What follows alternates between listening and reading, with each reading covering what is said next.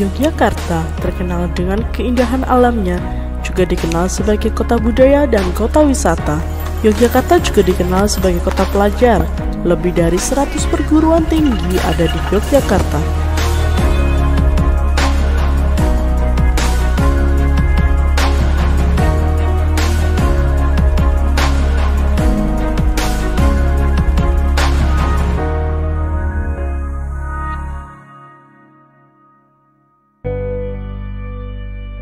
INSEAD Yogyakarta merupakan perguruan tinggi swasta yang didirikan oleh Yayasan Pendidikan Kader Perkebunan Yogyakarta pada 10 Desember 1958.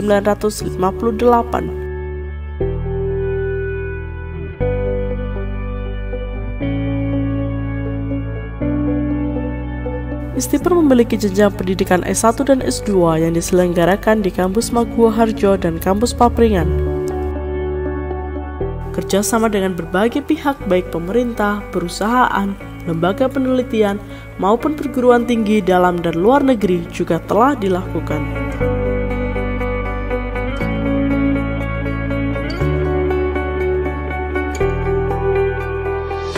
Tipe Edu Agroturism merupakan kebun praktek dan penelitian yang terletak di Bawen, Jawa Tengah yang dipergunakan untuk pendidikan lapangan mahasiswa. Geraha Instiper merupakan fasilitas untuk pertemuan, pameran, dan kegiatan olahraga yang dapat menampung hingga 2.000 orang.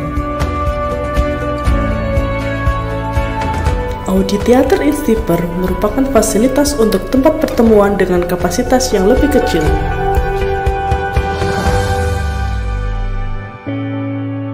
INSEAD Yogyakarta dikenal sebagai perguruan tinggi pencetak sumber daya manusia yang handal dan siap kerja. INSEAD konsisten dan fokus menjadi perguruan tinggi yang unggul di bidang perkebunan dan kehutanan.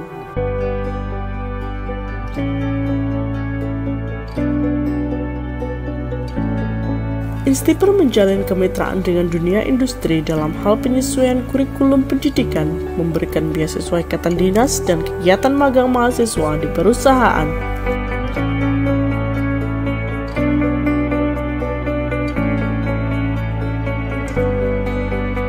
Selain itu, juga terdapat fasilitas pendukung lain untuk memenuhi kebutuhan mahasiswa dalam perkuliahan, praktikum, maupun penelitian.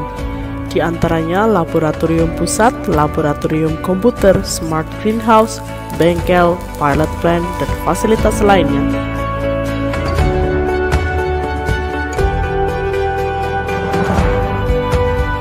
INSEAD juga menyediakan fasilitas untuk berbagai kegiatan mahasiswa seperti fasilitas olahraga, gedung student center, dan fasilitas pengembangan minat mahasiswa yang lain. Selain itu, INSEAD juga memiliki fasilitas yang dapat diakses oleh masyarakat umum, seperti mobil klinik yang merupakan laboratorium keliling, INSEAD Techno Agroforest Edupark atau STAFEP, dan galeri perkebunan yang merupakan pusat informasi berbagai komoditas perkebunan. Semua fasilitas tersebut digunakan untuk mendukung kegiatan Tridharma perguruan tinggi.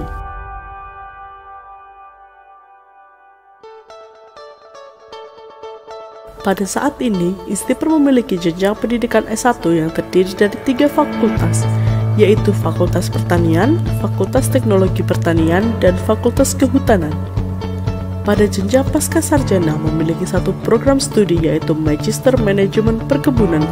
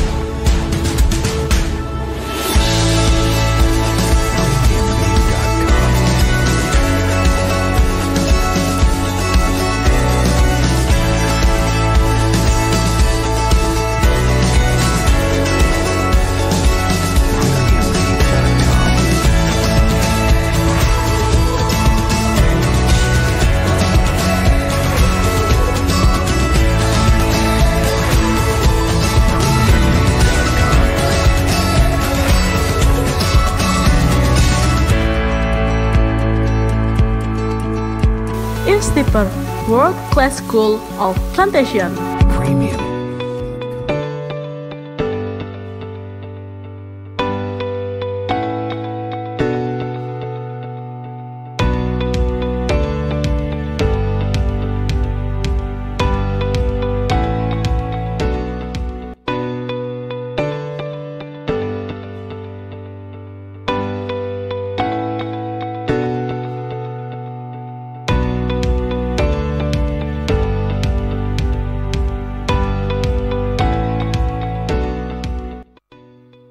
Good morning, ladies and gentlemen. We are delighted to welcome you to the general lecture and discussion today, entitled Change in the World, Change on the Planet Towards a New Civilization, Lesson for Leaders and Managers and Implication for Indonesia. The general lecture brings together academia, researchers, and practitioners who are responsible for changing and the future. It's nice and great moment to see you all today through online meeting and also offline meeting. Of course, welcome to this event and enjoy this general lecture. This event is organized by Center for Oil Palm Science of INSEAD, Yogyakarta. Ladies and gentlemen, before we start today's activity, let me mention event rules to make it easier for us in participating this event. Number 1, the format of Zoom meeting account name will be name_institution. Second, when the speaker is giving a lecture or speech, the microphone will be on turn-off mode. Third, the attendance link will be shared in the Zoom meeting chat and YouTube comments. Fourth, participants could ask questions to the speaker by writing it down. Using this format, name_institution, and then the question. Fifth, the e-certificate will be sent through email address. And then the last one, we would like to inform you that chat column access will be given during general lecture speech by the keynote speakers. Dear ladies and gentlemen, for a brief moment, we would like to invite you to rise and sing Indonesian National Anthem, Indonesia Raya. May all we rise.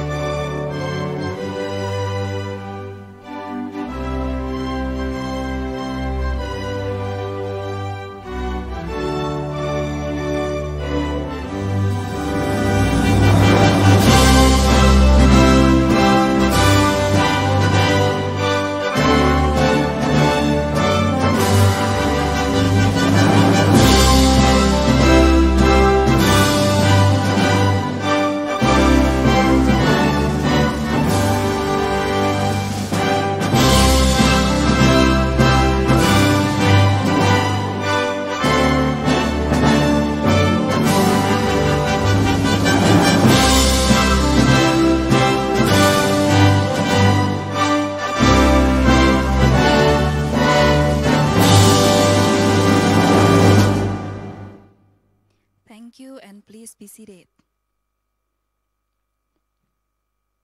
It's an honor for me to introduce and welcome the guests at our table. For the Honorable Rector of INSEAD Yogyakarta, Bapak Dr. Insinyur Harsawardana, Master of Engineering. Board Member of Trustees, Bapak Sujai Kartasasmita.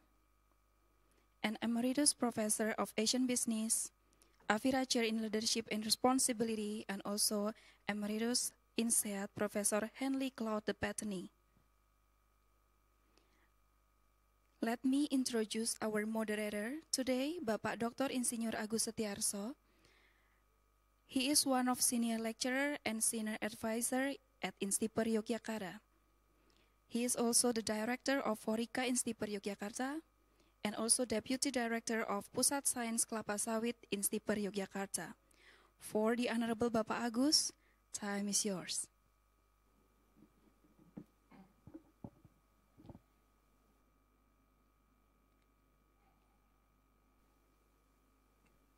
Thank you, Monique. Assalamualaikum warahmatullahi wabarakatuh, and good morning to all. Ladies and gentlemen, bonjour, and welcome to the lecture. As has been mentioned, my name is Agus Setiarso, and I'm assigned as the moderator for this lecture. The theme we selected for this lecture entitled Change in the World, Change on the Planet. Toward a New Civilizations, Lessons for Leaders and Managers and Implications for Indonesia. The theme is rarely being discussed in other forums here in Indonesia. Very rare. But we believe that the substance being addressed will soon be the trend and main subject matter for everyone who still have concerns on the future quality of livelihood of communities. Ladies and gentlemen, we will enjoy this general lecture in 4 parts, namely, first, Instiper Rector Dr. Harsawardana will ignite the lecture with opening speech and conveying the main message that Instiper is moving towards promoting new leaderships to the changing world, particularly in the land-based sectors. His wide experiences in the industry assures us that he will give a thoughtful speech. Next to Pak Harsawardana, we will be enjoying the speech of Pak Sujai Kartasasmita. Pak Sujai is the most eminent person in the Society of Planters and Oil Palm Development Leaderships. He will deliver his keynote address underlining the main messages from the rector by clarifying how the multidimensional crisis has squeezed this planet out and causing the turbulence and changes in the whole plantation industry. Leaders have to adopt and adapt these changes of the business landscape. And this issue has been already, it's not anymore in the concept, in the theoretical base, but it's already happening in front of us here in Indonesia. Succeeding to the keynote speech by Pak Sujai, we will be arriving at the main agenda of this lecture.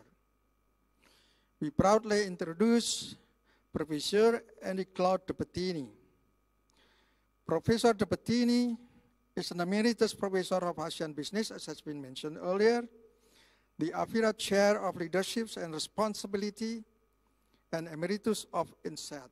We know that INSEAD is the most famous business school for the world. For the theme of this lecture, Professor Bettignies is undoubtedly one of the best persons in the world. Along the lecture, you are warmly invited to express questions and comments, opinions, and put them in the chat room. We'll provide the chat room when the lecture is going on. We are going to discuss this with Professor Henri-Claude de Bettignies and also with Bapak Sujai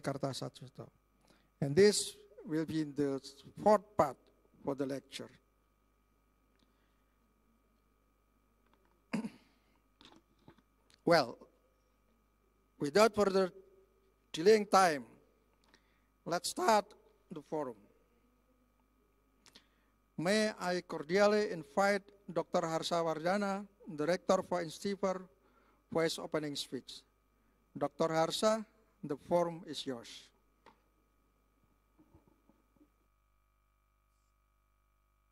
Thank you. Good morning, everyone. On behalf of Institut Pertanian Stiper Yogyakarta, Stiper Institute of Agriculture, I feel delighted to welcome to our today general lecture and discussion with the topic of change in the world, change on the planet towards a new civilization lesson for leaders, managers, and application for Indonesia. It's very, very interesting topics. I'm happy to see you together here. A big thanks to each and everyone present here for joining our general lecture and discussion at Institut Pertanian Stiper Yogyakarta.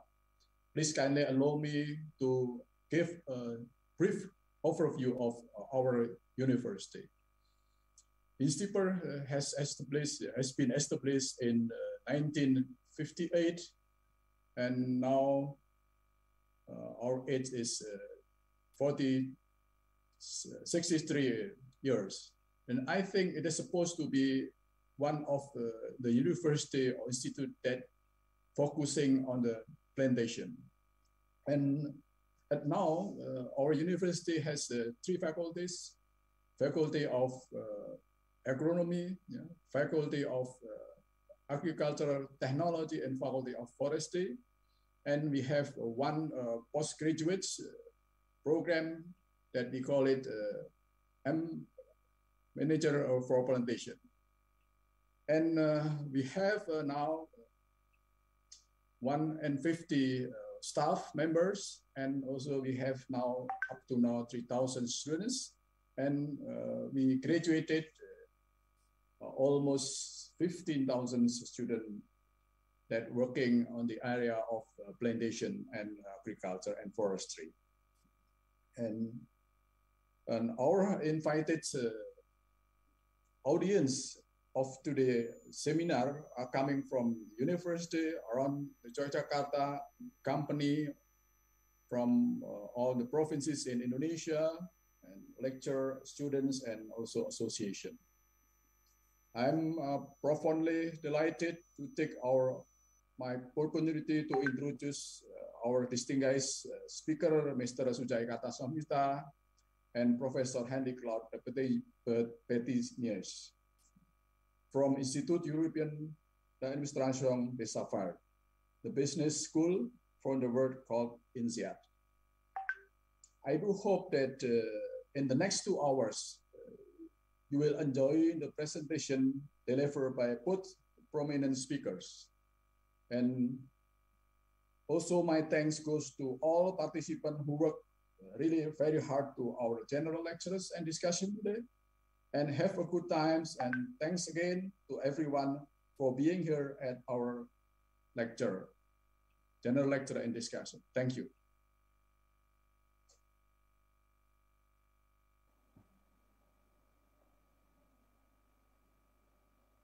All right.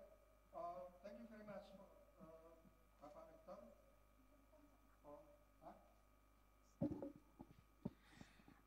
All right. Thank you very much, Bapak Rektor, for very clear messages showing the spirit and passion of Stiper Yogyakarta in facing with the changing world, and also for promoting new leaderships in the future. For the next 10 minutes, we will be taking pleasure to attending the keynote speech, which will be articulated by Bapak Sujai Kartasamhita. Bapak Sujai, the stage is yours now.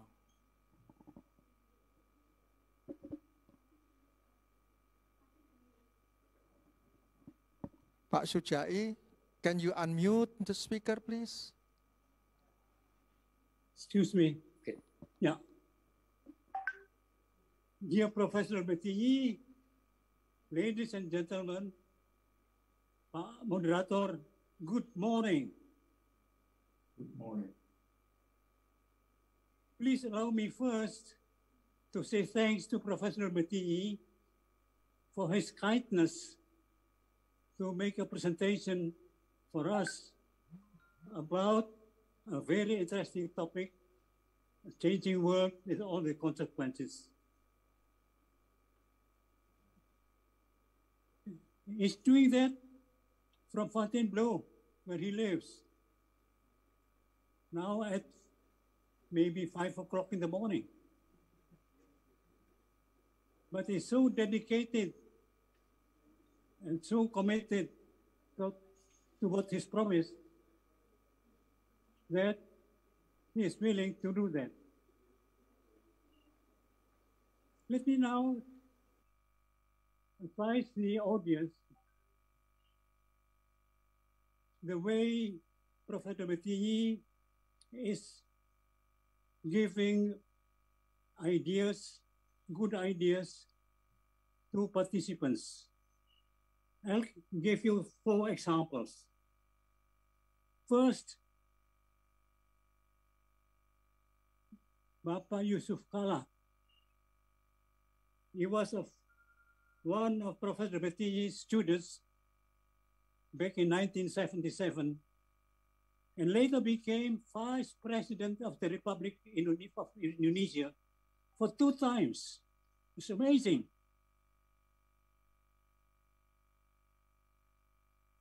And the second person, which I would like to mention, is Bapak Hasrul Harahap, who passed away about 5 years ago. He was also attending Afira's program and later became Minister for Forestry.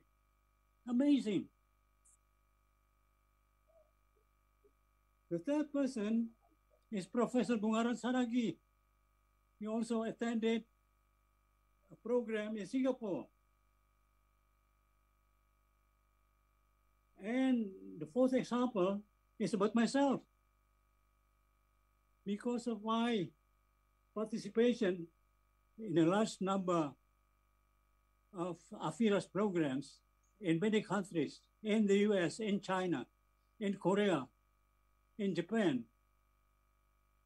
At one point in time, I became the global chairman of the Sugar Association, International Sugar Association, with 52 countries as members.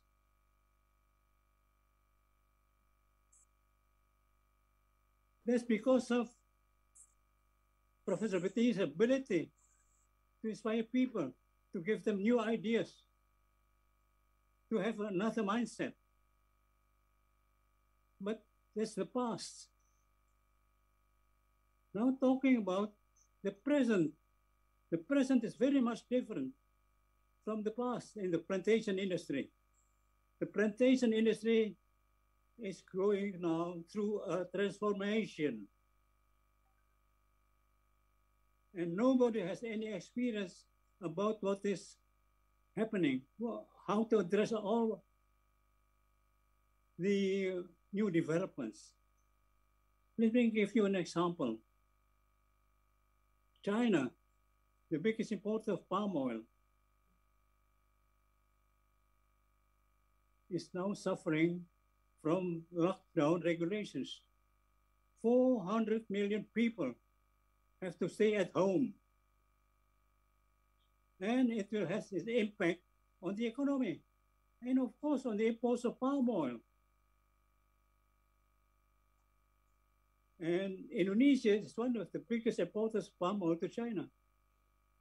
On the other hand, India is also asking for more palm oil imports. The problem here is what to do. Continue with export to China or more export to India? Maybe Professor Bettignies could give us the inspiration for that. Another example, the war in Ukraine has so many consequences. One of the consequences is the cooking oil crisis in the United Kingdom and many European countries. The reason being the fact that imports of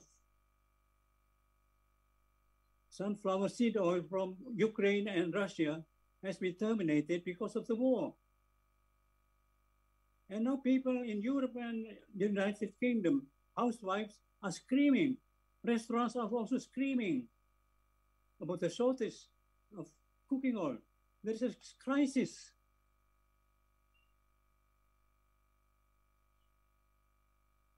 Malaysia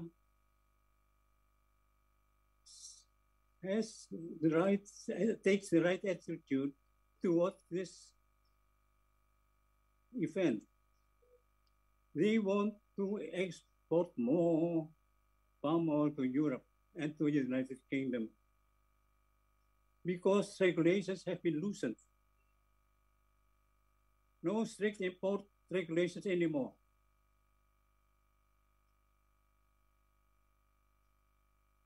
No bad talk about palm oil anymore.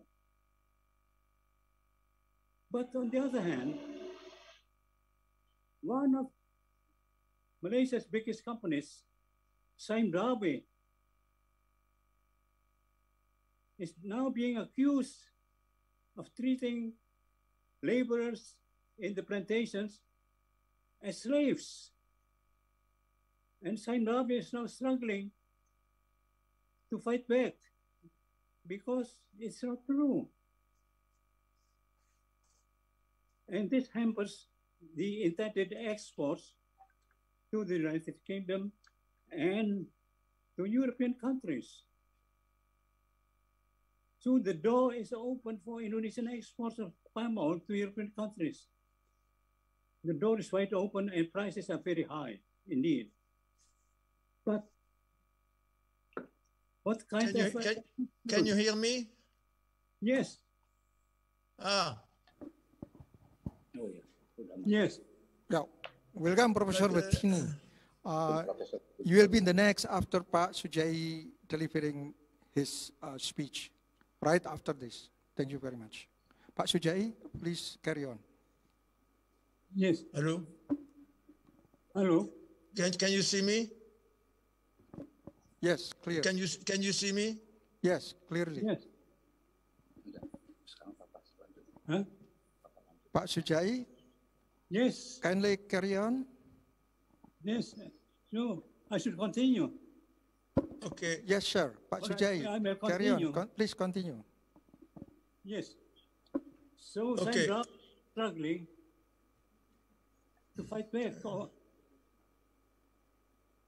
At the same time, You can see me and you can hear. You can see me and you can hear me. yes, of course. Okay, because I can. All right. Okay. Yes, and there's So, a great opportunity for Indonesia to export more palm oil to European countries. The door is wide open now. Now I have a picture of Pasojai, Yeah, Professor but Professor Bettignies, excuse me, my apology. We are in the middle of Pak Sujai's speech. So your turn will be right after this. And I will be okay. asking Pak Sujai to continue his speech. The speech is Okay. very important for us, very, very important. So Pak Sujai, can you repeat some of the Sure. previous messages and continue with your speech? Pak Sujai? Yes, thank you. So the question is,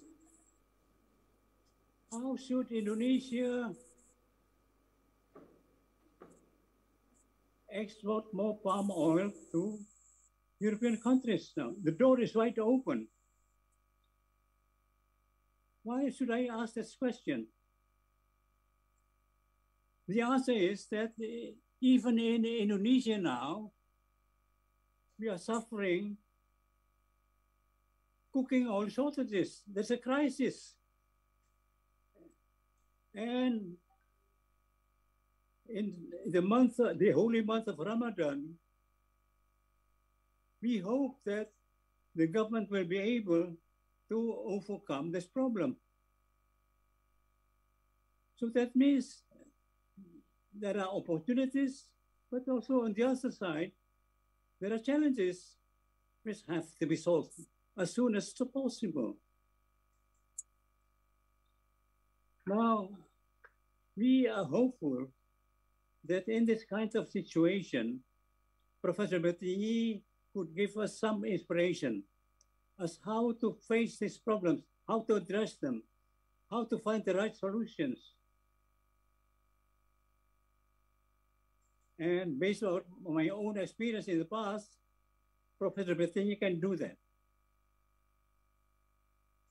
So I'm glad to see that Professor Bettignies is already here. And in closing, I should say welcome to Professor Bettignies, and thank you so much for your attention. Terima kasih. Wassalamualaikum warahmatullahi wabarakatuh. Thank you very much, Bapak Sujai. Thank you very much for taking initiative on this lecture. Thank you also for your keynote speech. Your messages are really inspiring to all of us here. Opening the new horizons and mindsets to the participants.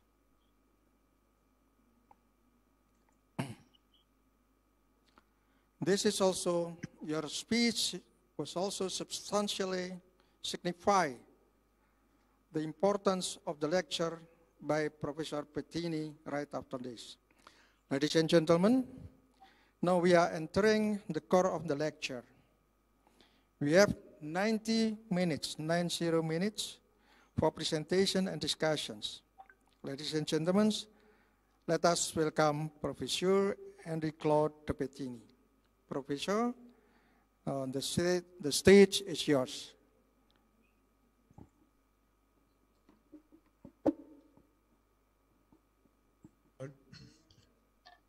Good morning, everyone.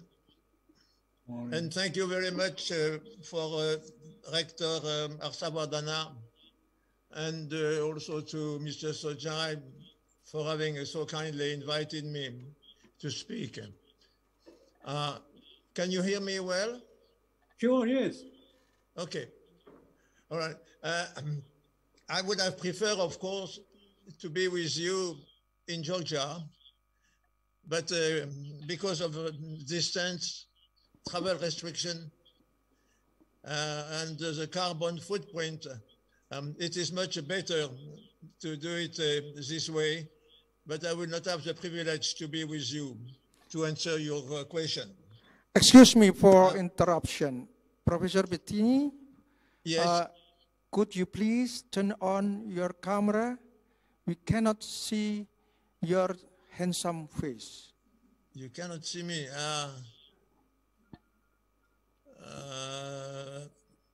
I had...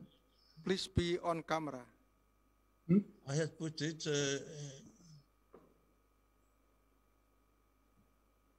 Can you see me? Not yet. Sorry. It was there. You were seen before. Video,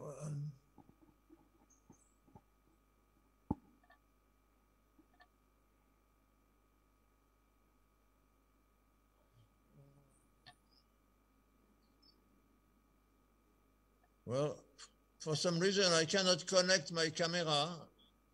Okay, then.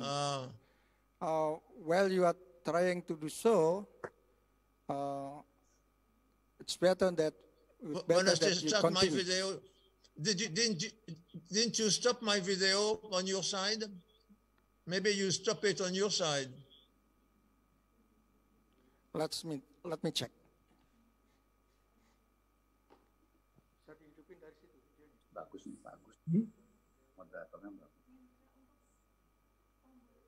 Can you see it? No. Sorry, but could because you... for me, Could you when push? I try to connect it, it says that It's still reconnecting.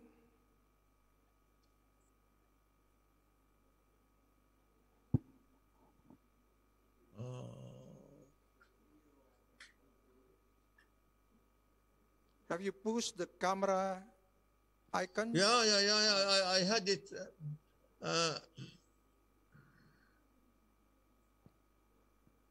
But when I say start my video, it does not work.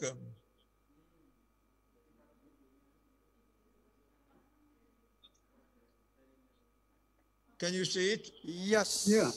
Yeah. Thank you very much. Finally. This is a different video. Why? Well, kindly resume your speech, your lecture. Sure. Yeah. Can you see also my my slides? Not yet.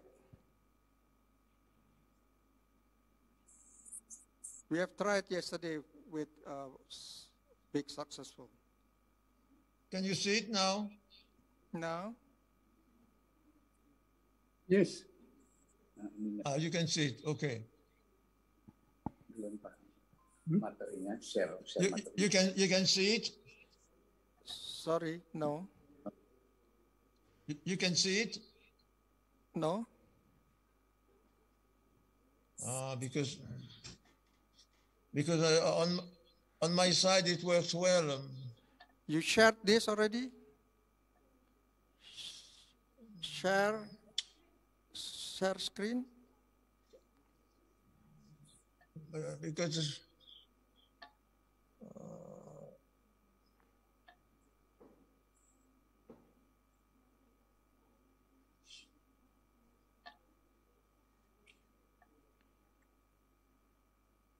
we use Zoom platform, so try to do something with sharing. can you Not yet. see it? Sorry, not yet. Pastor Jai, can you see it? Yes. You see, because I am connected with Pastor Jai for some reason.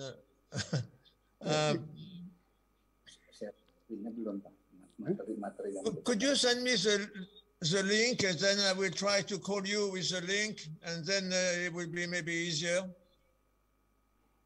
Kirim kembali linknya.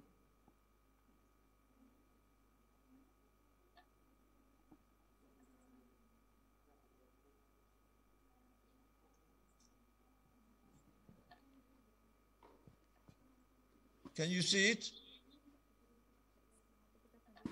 Yeah. No. It's better that you send the file to Pak Sujai, and we will do the shared presentation. Because now only Pastor Jai can see it, you know, because I'm connected with Pastor Jai. Okay, can you send the file to Pak Sujai?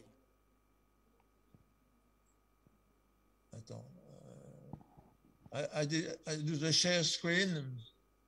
Share screen doesn't work. Share screen-nya belum lihat. Share screen materi yang mau dipresentasikan dari Profesor belum ada. Belum ada. Can you see it now? Yes. Yeah. Started. You see it? Yeah. Yes. Finally, we can see it. Can you see it? All right. Yep. So let me go. It will be about an hour, and this is the plan. I will start with a reflection on the crisis. Then I will reflect about some of the change which are taking place, and how does this relate to the kind of leadership that we need, and what are the role and responsibility. And I will use the idea of the pandemic as an opportunity to bring about this new change, this responsible leadership, and then to try to draw some implication for Indonesia. I think we have been through a number of crises, financial crisis, health crisis, climate change crisis, and we see that everywhere. Everyone is concerned. We know too much about this, but we have also the income gap crisis. The income gap crisis is the gap between the rich and the poor, where we have cities in Europe, United States, in Asia, where we have a large number of poor who have difficulties to survive, who have difficulties to find a job.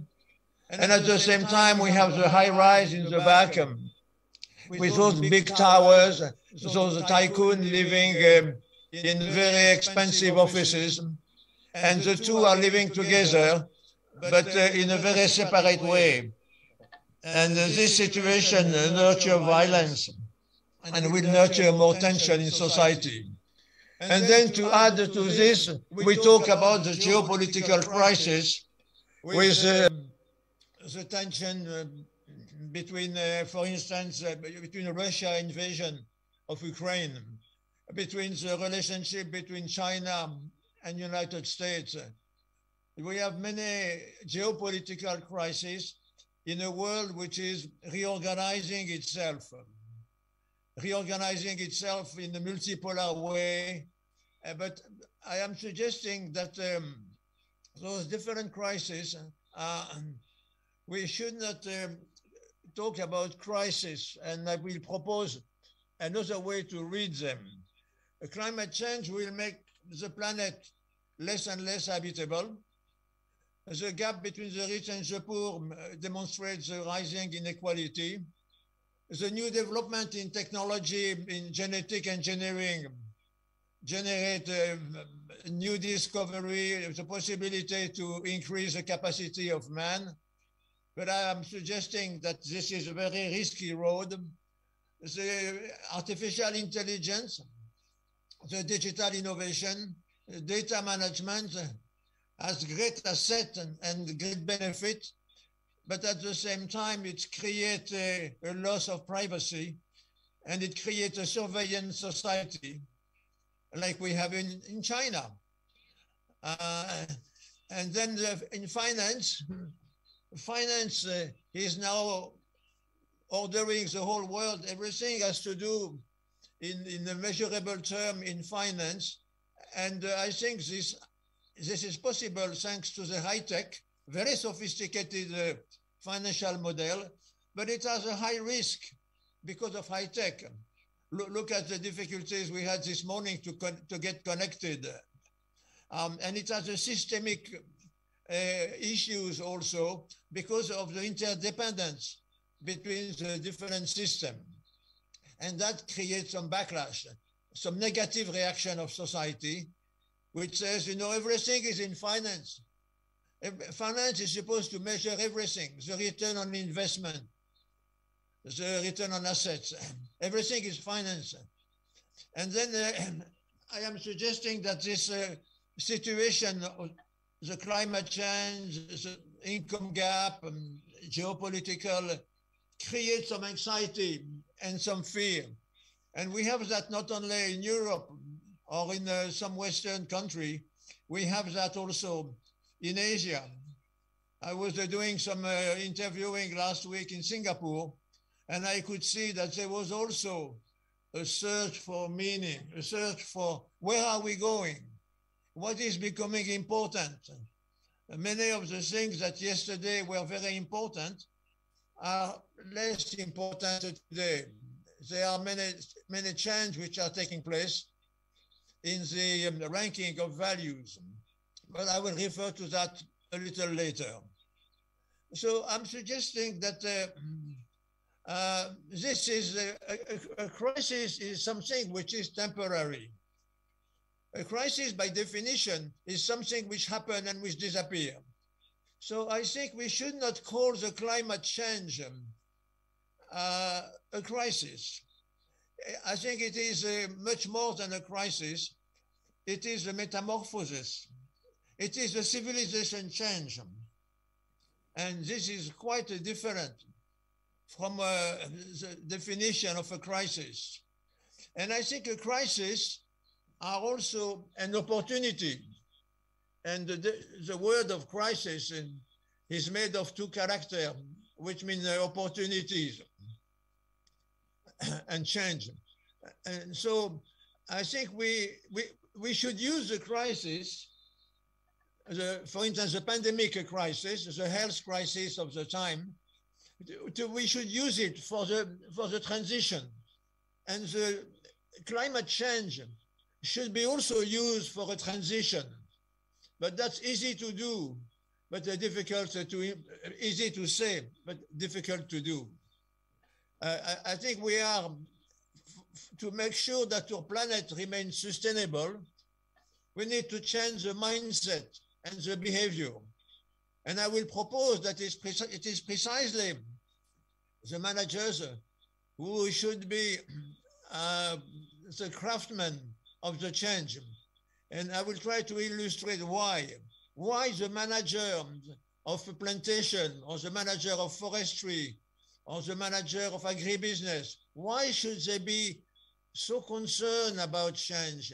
And why could they see the role of the change agent? Let me explore that a little bit.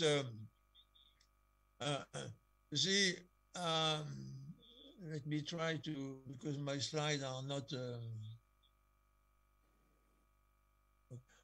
I think sustainability requires to challenge the dominant system. In a way, my conversation with you today, we will develop this theme that in Indonesia, like in many countries today, the dominant economic system needs to be questioned.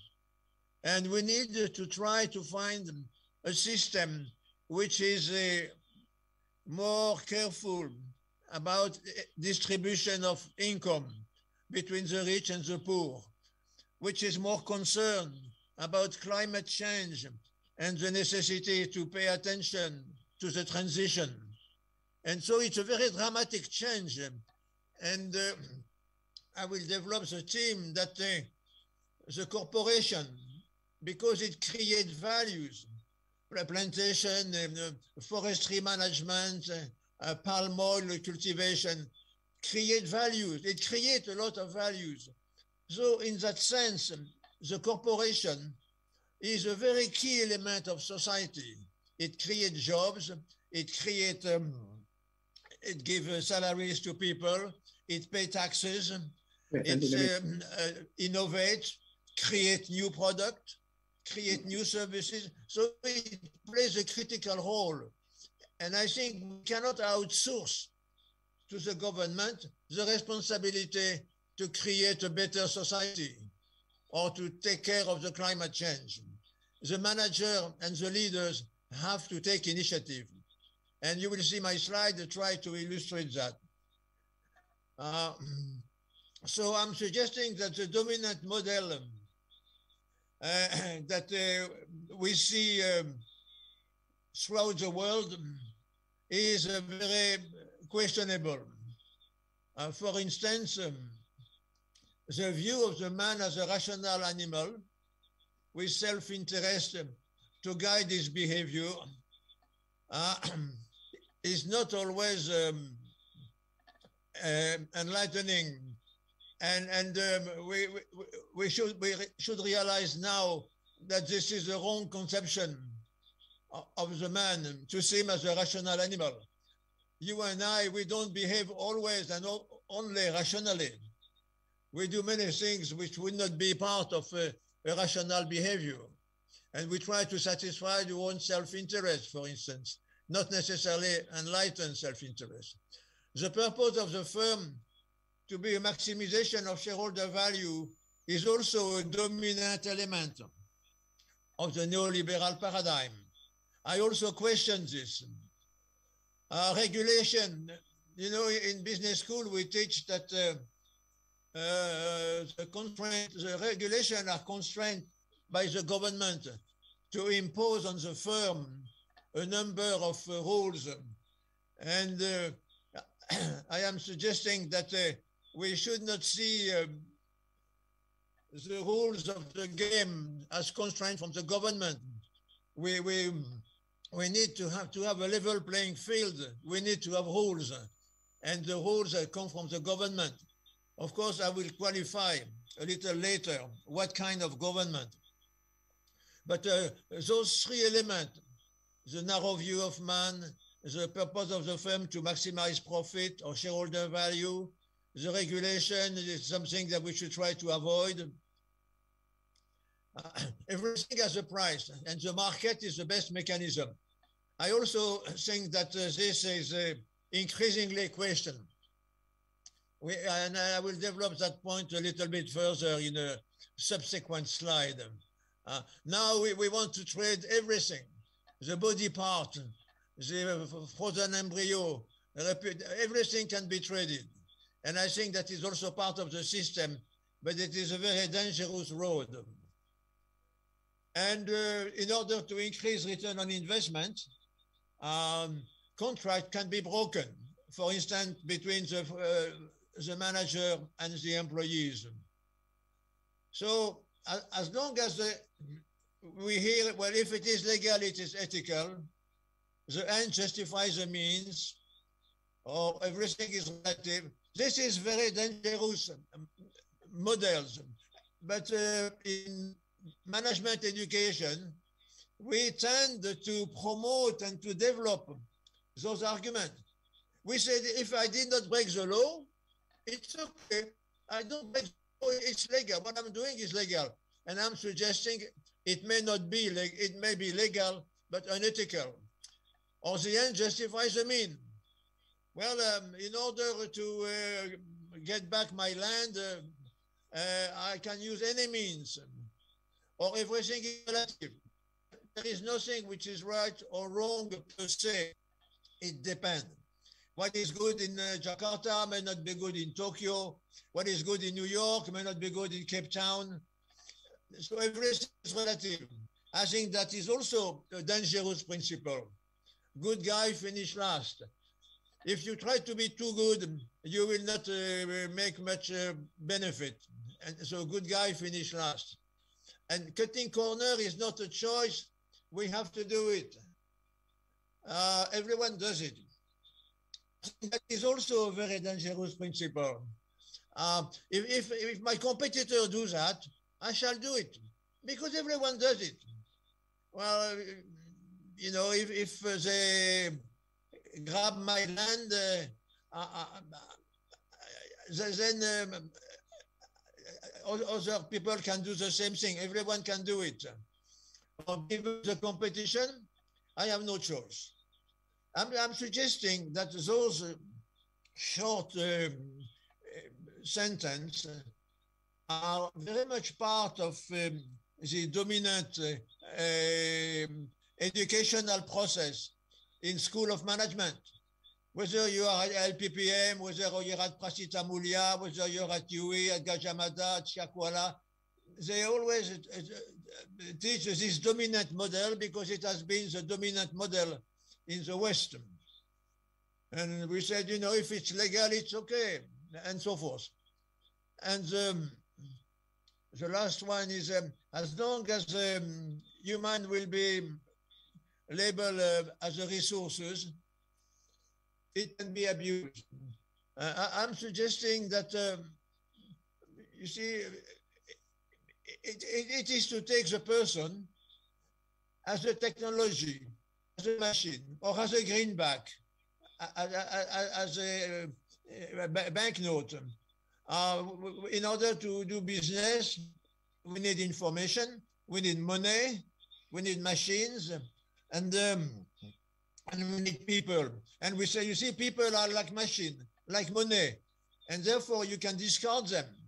When the man is not sufficiently productive, you fire him. So because you use it as a resource, and you need to maximize the use of resources. So in other words, I am suggesting that all those practices are very dangerous to develop sustainability. We will not be able to develop sustainability if we exploit the people like resources. If we are pressed to consume, advertisement through television, through handphone, tell us, you should buy this, you should buy that, this is good for you. So we try to push for consumption. And this endless push for consumption is not going to make possible sustainability. And then we say we have to grow. Growth is the name of the game. Everything has to grow. And I say, well, you cannot have growth as the main objective in life. Growth is not the objective forever. There are the trees don't go to the sky.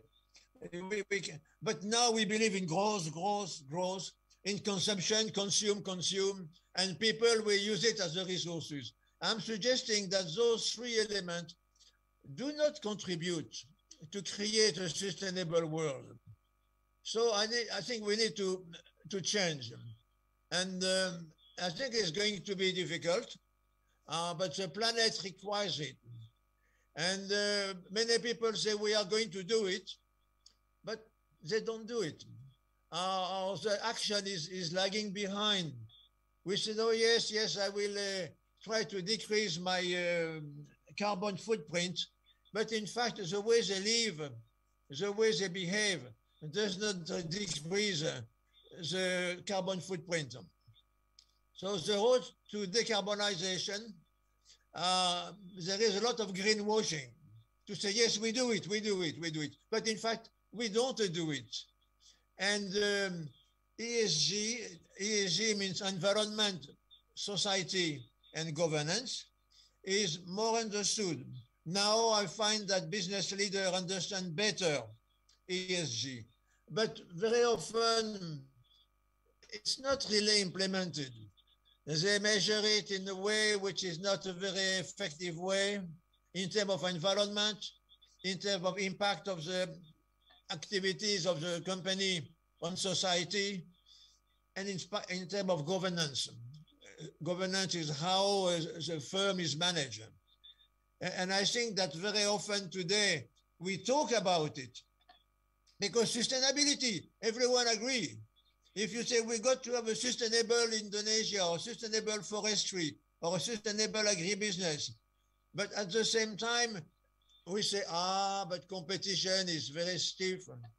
Well, we have great difficulties because of the rules and regulation, or because of the small farmer, they want to grab the land, and the big companies, the Sinarmas of this world, complain that it does not belong to you. I have it in the... So we have many examples of greenwashing. So I'm suggesting that as long as we believe and implement what I've just mentioned, we will have great difficulties to create a sustainable world. And if we don't, it is our grandchildren who will be affected. We will have destroyed the environment. We will have seen Jakarta even more flooded, or some island under the sea. So we need to do something. So let me skip that one. This one is McKinsey. You will see in my slide. I forgot to tell you that I will distribute all my slides. So if you think I have been a little bit too fast, you can then return. I'm giving you those two quotes because they said that already 10 years ago, we have seen the danger of the system. Behavioral economists, experimental economists, empirical economists have already identified the danger, but we keep using it. And 15 years ago, in business school, some professors have said, what we are teaching is not appropriate, it's not good. We are going to the wall, we are going to a catastrophe. And this Professor Sumantra Ghoshal, who was a professor at the London School of Business and at INSEAD as well, he already wrote a very well-known article where he says that we are not teaching the right thing.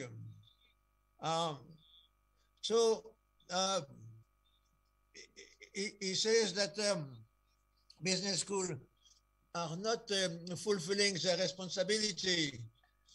And that was in 2005. That's nearly 20 years ago. And it is important because business school, management education institutions are promoting this dominant model of economy. The one I mentioned, the importance of shareholder, the importance of man as the resources, all those are promoted by those who are teaching the next generation of leaders. So if a manager and leader go to school, and when they learn what I have just described in the previous slide, we should not be surprised that in their company, in their organization, in their plantation, they do what they have been told when they go to the, maybe at INSEAD, you do it differently. INSEAD, because of its values, because of its creation, because of its mission, is now very attentive to the sustainability. Already, I mean, you have seen very recently, a couple of 1 month ago, the IPCC, which is a group of those scholars from all over the world looking at environment, have said, you know, we have to do something now, not tomorrow. Any further delay in concerted anticipatory global action and adaptation or mitigation will miss a brief and rapidly closing window of opportunity. So what those world experts saying is that we need to have a global action. We cannot have action only on some countries and not some others. And we have to do it in a concerted way. And we have to do it through adaptation and mitigation in order to be able to do it for a sustainable future. And we have to do it now within the next 10 years, because afterward it would be too late and it will be impossible to change it. We will have too much destroyed the environment. And another professor in 1996, so you see that's about nearly 30 years ago, he already blew the whistle. You know, in other words, we know that the dominant system is conducive to the destruction of the long-term quality of life on the planet. Many scholars, many researchers, many think tanks, many institutes have said, be careful, we are going to the catastrophe if we don't do it, if we don't change. But apparently, we have not done much change. We have done a limited amount of change. So I'm suggesting that in that situation, leadership becomes critical, but particularly responsible leadership. And I will develop what it is. But in order to enter into this road to sustainability, we need to have a paradigm shift. What is a paradigm shift? A paradigm, let me give you a simple definition of a paradigm. A paradigm is an explanation of a phenomenon which is shared and implicit.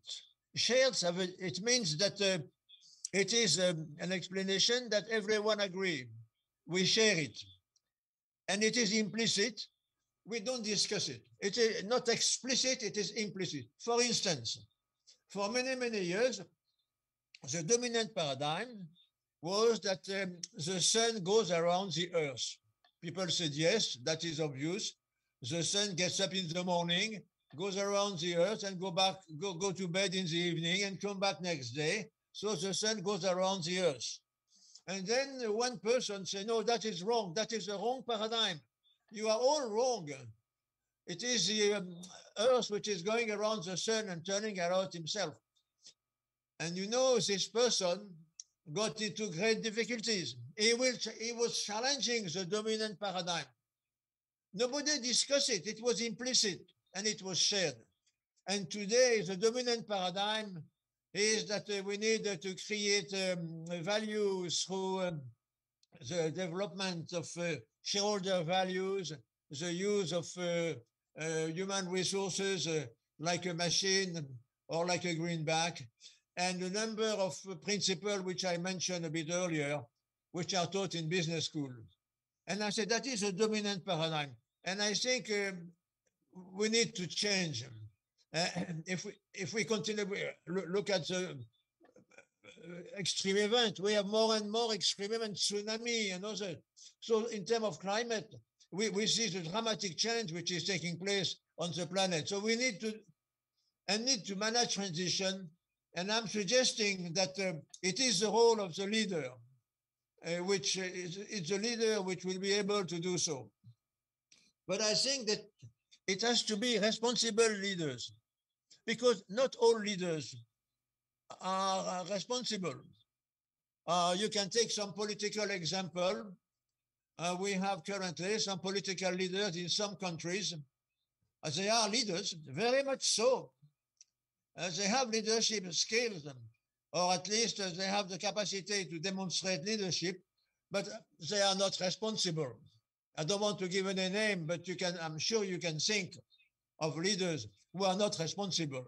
So leadership is one thing, but responsible leadership is more important. How to develop responsible leadership. So responsible leader will be able to facilitate and to induce a change. And I think there are 4 conditions, which are the pressure for change, a vision, where do we want it to go? The leader needs to have initiated the capacity for change through training, through education, through explanation of the change, demonstrating the necessity for change. And then he or she needs to be clear about what kind of steps are we going to take, because and then that will bring change. And if one of those conditions is missing, then it does not work. For instance, if there is no pressure for change, even if you have a clear vision, the capacity and the first step, it won't work. It will remain a loyalty and change will not take place. If the pressure is there, but you have no vision, you don't know where it is going to take you, or very vague, even if you have the capacity for change, an actionable first step, I think it will start and then it will stop. And I have seen many companies in my professional activities, where they bring a consultant and the consultant suggests a number of changes. But in fact, there is no clear vision of where this is going to lead. And then the change does not last. It fizzles quickly. If there is a pressure, if there is a vision, but there is no capacity for change, and though you know a few things to do, then you create a lot of anxiety and frustration, and then it won't work. And then if you have the pressure, the vision, the capacity, but you don't know how to start, and that's sometimes the case. The consultant gives you a beautiful strategic plan. He said, you should do this, you should do that, and this will be conducive to success. If you do this, then you will be able. But then they give you a beautiful report, but they don't tell you, or you don't know how to get started. So you start and it does not work, and you start something else. The pressure for change should now exist, because we see the non-sustainability of the environment. We cannot continue that way So that puts some pressure on the company. We realize that in some industry, we need to change of technology. The technology we use is obsolete. So we need to change. Or we see the population change in terms of aging of population. So we need to take some measure. Government need to take some measure. So the pressure is there. The vision is something that a manager will develop in trying to have the long view, to stop for the short term, to look at long term. And capacity for change, it's something which can be initiated essentially through training and information. We need to explain to our people, why do we want to change? What are the different factors which contribute to the necessity for change? And how we are going to do it? And then the actionable first step is the methodology on what to do and how to start. And I think in Indonesia, like elsewhere, we are prisoners of interdependence. Interdependence, we may like it or not like it. We are prisoners. Interdependence means that Indonesia is very much linked with, because of the commodity business in which you are, the price of commodities is a global, it's not decided in Medan or in Pekanbaru or somewhere in central Kalimantan. You are dependent upon the demand from outside. You are dependent on the competitor from outside. You are dependent upon the government regulation and so forth. So in a way, maybe prisoner is too strong, but you are very dependent of your interdependence. Let's take the example of the pandemic, the COVID. Well, the COVID, the so-called the crisis of COVID, but it is a lasting crisis. Look at what's happening today in Shanghai. But it has taken a global dimension. It had a huge impact on supply chain, on travel. We could not travel. Airline had to stop their flight. On lifestyle, we realized we could not go on vacation to travel to Bali or to Phuket. It had an impact on the values. Even in China today, people in Shanghai are now quite upset with the government regulation, which has locked down the whole city for so long. So we see that this crisis has an impact on so many dimensions. Furthermore, it makes clear that we all belong to a human community or common house. I mean, we depend in Europe, we had to import masks and vaccine from outside. The research done in the United States or in Russia or in China is now used by countries throughout the world. We are part of a human community. The COVID goes across the frontier, and it attacked all the community throughout. Look in Indonesia, Singapore, Malaysia, all the ASEAN have been affected. So we have now a sense that we depend on others who can give us solution when we have problem, and when something happened to them, it can happen to us tomorrow. So that means that we need more cooperation among the politicians, I mean, among the countries, among business, and in the civil society. We see in a period of pandemic how there is cooperation developing much more than before. People help each other. There is this gotong royong, this mutual help, which is developing more to help each other. It makes explicit that the leadership is essentially the capacity to influence. A leader is someone who influences his subordinates. That is the essence of leadership. If you have no subordinate, you are not a leader. To be a leader implies that you have people reporting to you. And your task is to influence them so that they will behave in terms of decision making, in terms of productivity, in terms of capacity to innovate, following your instruction and the leadership that you exercise in your organization. And then the leader initiates the change process. So that's why I think this reflection that INSEAD has organized today is very valuable because it helps to put into perspective the role of the leader to influence and change the way we work in organization. And if you manage an estate, if you manage a plantation, or if you are part of the logistic organization to ensure that the product is at the right time delivered at the right place, then the leader requires to catalyze a process, to coordinate the change process using the different steps which I mentioned earlier. And last, it's required to integrate all stakeholders. And stakeholders are quite a few.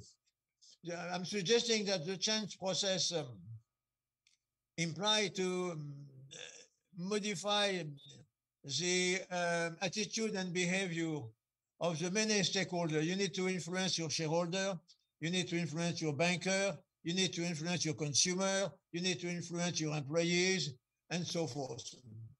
So those are the different functions.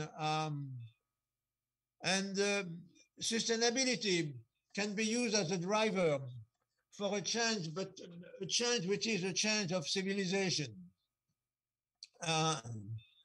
So I am suggesting that this responsible leadership is by categorical imperative. I use an expression of the German philosopher Kant, who said that categorical imperative are obligation that we have no choice, that we have to follow. And I would suggest that responsible leadership is today a necessity. It's not a choice. We need to have a responsible leadership. So it has many requirements. It has to redefine the role of the company and the role of the company in the society and in the world. What is the role of a PTP? What is the role of Marubeni doing some forestry or plantation, oil plantation in Indonesia? What is the role of the company? Then we needed to create the vision and make sure that it is a shared purpose. It's very important for the employees to know why do I work for? Of course, to make money, to make a living. But besides that, what is the purpose of this company? And then I think we needed to see, the leader needs to see how to generate a trust. Trust makes possible to implement a change. We need to develop this cooperation amongst the different units, the different stakeholders in the company. If you are in a company which goes through a process, a type of functioning, you need to make sure that the different functions are cooperating together. And they will cooperate more easily if there is trust. Trust is a very key element. To do business, you need to trust. If you don't trust someone, you are not going to do business with him. And I think we need to develop, the leader needs to develop imagination. And in Indonesia, imagination is not in short supply. You have plenty of imagination. I have circulated quite a lot in Indonesia, and I'm always amazed by the imagination that we find in the kampung, in the village, in the little village, where a lot of solutions have been found as a result of the imagination of the people. So we should use imagination to see problems as opportunities. And then here I am referring to the argument I had mentioned earlier about advertisement, about marketing. Advertisement to try to induce you as a consumer to buy the product, to try to make sure that you will buy my car or my particular palm oil, or you try to use my perfume or this particular iPad or handphone. So I will try to use all kinds of marketing tools. And I'm suggesting here that the leader need to reduce the use or to better control. For instance, this advertisement for children. You know, we see now more and more in the cartoons for children and program for children, more or less subtle advertisement for product to induce a child to ask his parent, Daddy, could you buy this for me? I need this. And I'm suggesting that that needs to be controlled. So I'm suggesting that the role of the leader is to make sure that the promotion of his service or product are not infringing on the privacy and the protection of the person. And today, advertisement is everywhere. We have it in elevators, we have it in planes, we have it in automobile, everywhere. So I'm suggesting that the leader has a role to play. The next one is, to measure and to focus. We have a lot of measurement in terms of performance, but are we sure that the measure that we take are the most important? Are we sure that we measure what's contribute to the long-term future of the society? And then how could we increase the transparency in decision making? I think there will be more demand for transparency. We want to know, why did you make that decision? Why is that decision to work with this one rather than that one? Transparency will be more in demand. And then we will be more and more using algorithm. Thanks to artificial intelligence, algorithm will be used to make use of data.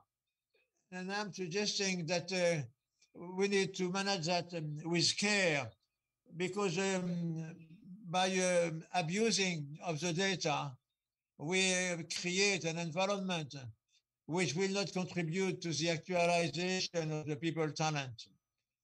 And then we need to perform and transform. And let me explain what that means. A responsible leader, I think, will play a broader role. That in the agribusiness, in the plantation, in the palm oil business, the leader will have a more important role to play in the society. They will be issued account, or she should account for the many stakeholders, not only the shareholders, but the employees, the customers, the financial environment, and so forth. It should also identify early warning signal. Early warning signal, I think, is very important in your business. How can we identify something which is likely to happen? Something which is not yet so visible. It's an early warning signal. And I think the business leader should progressively develop sensitivity to early warning signal and some geopolitical change. You know, what will happen to ASEAN when China will continue to expand its influence? What is likely to be the margin of freedom for the business in the geopolitical area in Southeast Asia, for instance? Make more use of the data, but make more use of digitalization, but in a responsible way. But you will have in Indonesia more and more savvy consumer. The young generation is very familiar with digitalization, with computers, and they will be increasingly sophisticated more than their parents. And that has to be accounted for in developing your use of data. And we need to use those data wisely, because you can have more data than are maybe acceptable to take. You can collect data on health. You can collect data on individual behavior. You can watch everything to try to build a model of individual behavior. And I said, make sure that you use a judgment to use those data. You need, of course, but that's everyone says so, you need to be agile because things are changing so fast. We need to be able to react quickly. And the digital transformation accelerates the trend of change. And I'm suggesting that more and more we will need to be able to anticipate what the employees want. The empathy, the capacity to put oneself into the shoes of someone else, to anticipate what he or she might need it. Otherwise, we might lose them. And coming back to the environment, societal and governance, try to have a good measure, to measure what's count. That's what I was saying. So I think if a leader would try to implement those different dimensions, it will contribute to the common good. And it will come in, if at the same time, he is able to communicate well with the politician and with the consumer, with the consumer and the citizen. So, education will be the process. I will refer to that in a second.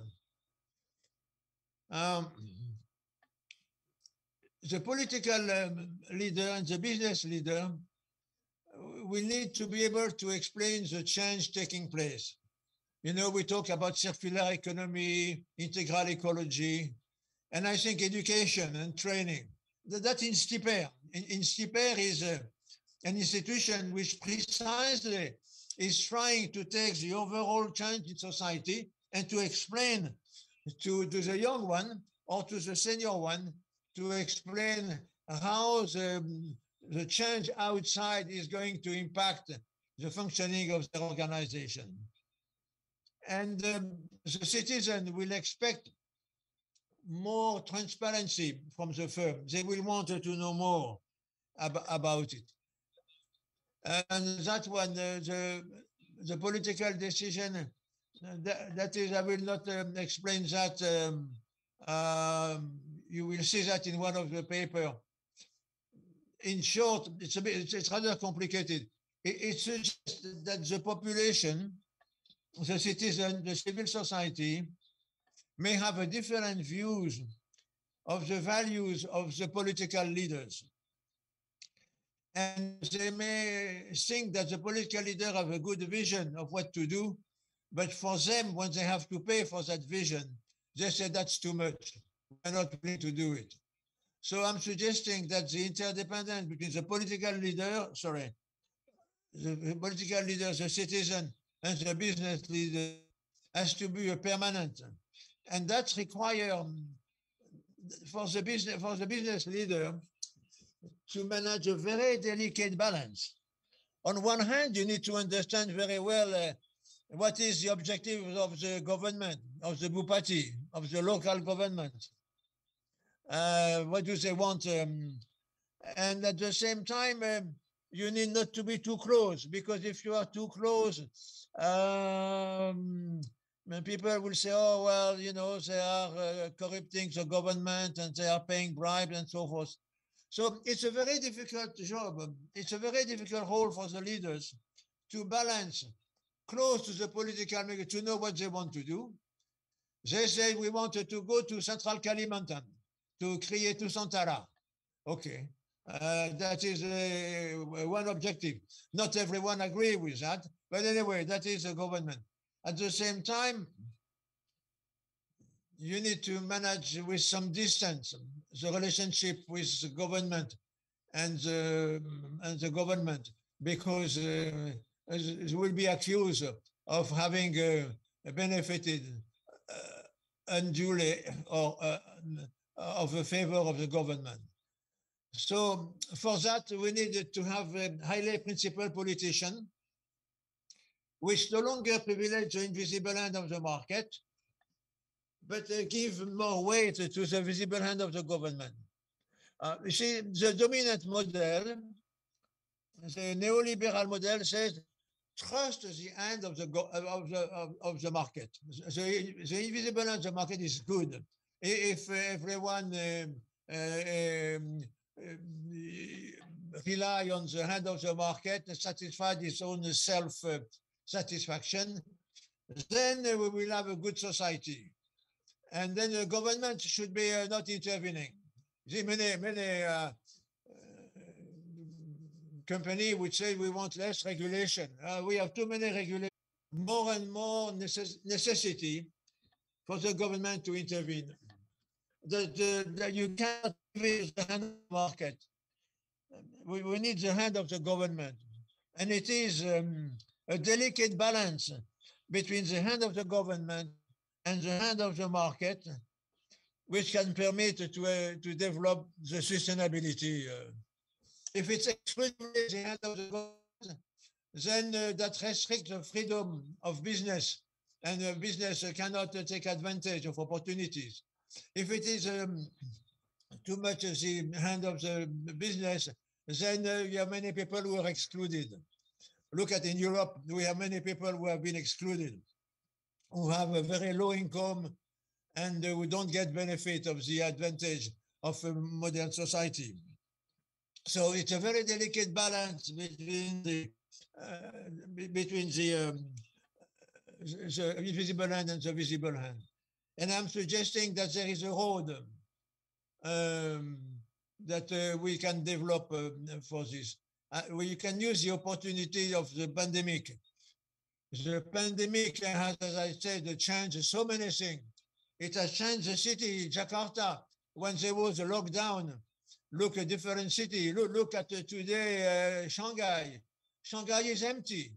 All the roads are, Singapore has been very affected also. The relationship with family become different. When you are locked up in an apartment with the children, you cannot go out for several weeks. It has a great impact. It has increased our awareness of our fragility.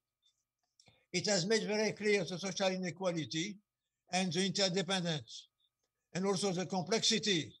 If something is missing, if you have no mask, you said everyone should wear a mask, but then there is no logistic to distribute the mask. Masks are not available. So a very complex system of distribution. It is affecting your vision. It shows that the future is very uncertain and we don't know what's going to happen. So it has developed the catastrophist pessimism. We said we go to the catastrophe, or the collapsologist.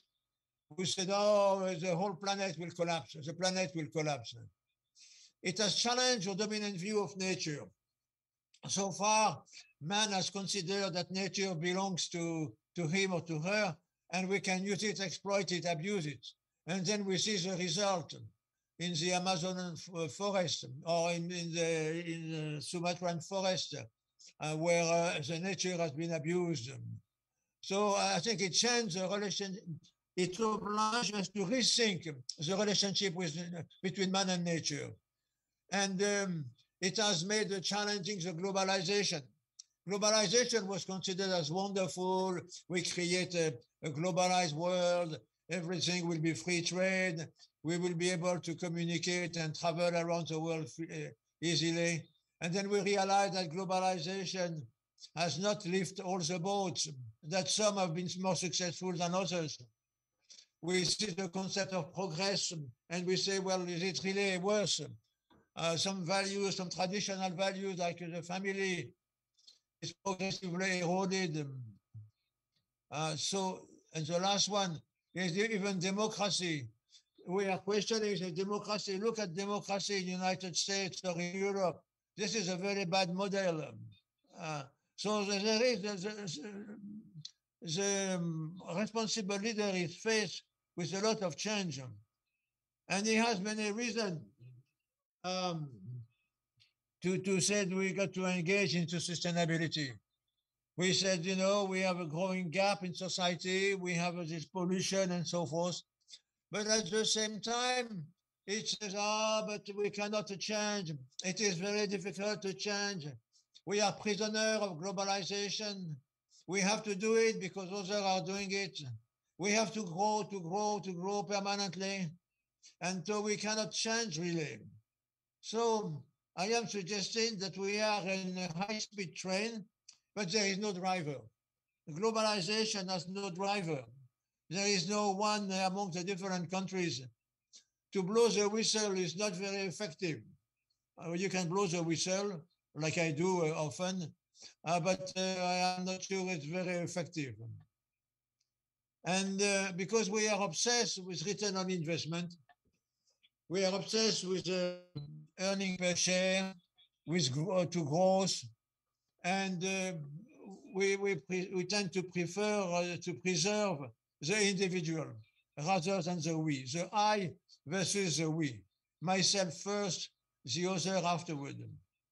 And I think that is creating a great amount of uncertainty about where we are going, and some anxiety and some fear. So why is that so? Because we produce leaders. I mean, Stipper does it. You create leaders, you develop leaders.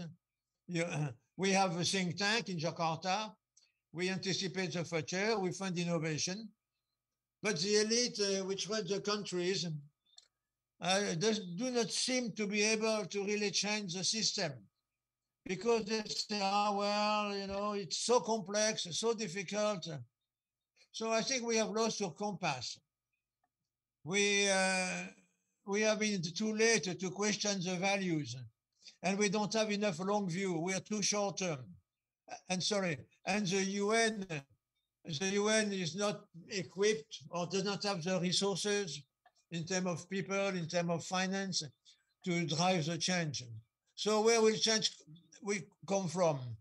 Well, it can come from the politician, but we need to,